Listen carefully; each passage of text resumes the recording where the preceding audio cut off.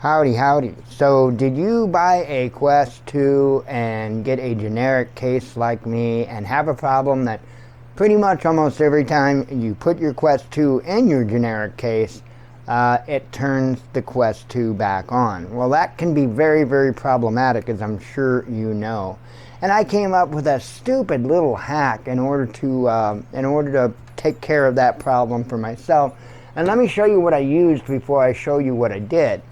What I used is this is a heavy plastic corrugated sheet that I took this from. It was originally a big 4x8 sheet, you know, but of course I've used it for several different projects, including this is the housing. I used this stuff for the housing on my battery for my electric bike.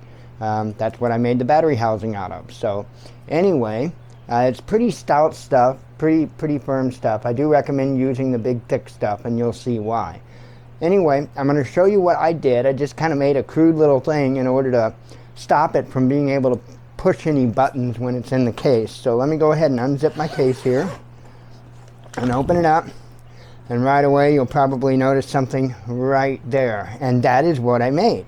Let me go ahead and pull up. Let me loosen the headset a little bit. Let me pull it up. Pull this out, and this is what this is. It's that corrugated plastic, and so folks can see like how many holes I used where.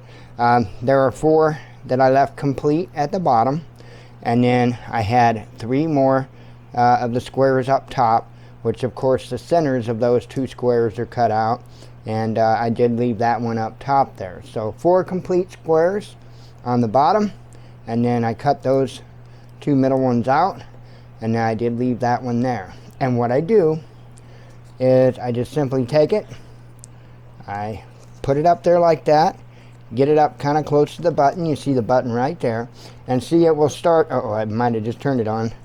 It will start by either pressing that button, or I found out if you press this button, I don't remember if that's up, that's down, the minus button, if you press it, it will also boot up, I've found. So either way, whether you push down on the headset, you'll cause it to boot up, or whether you push in on the side of this case, it will cause it to boot up. So what this does is it adds a spacer so that the side of the case can't reach the button, and it also keeps the bottom of the headset up off the bottom of the case.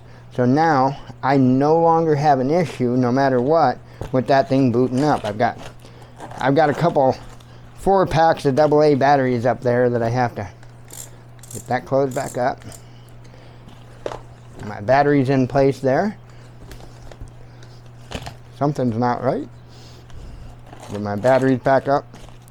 If I don't do that, though, it's too much to put down. And I just simply zip it up.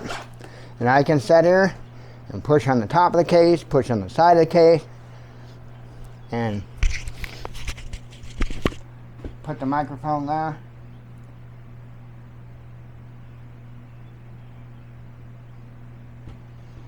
And as you can tell, or not hear, it didn't fire up. It didn't start up. So anybody that's got these generic cases like this, I'm sure they probably ran into the nightmare of the thing wanting to fire up on them when they put it inside the case. That is not a fun time, and of course that would really bite. If you needed your headset, you grabbed it out, battery completely dead because it, you know, powered up. So quick, easy fix. I know it's redneck hillbilly, but sometimes redneck hillbilly works. Shalom.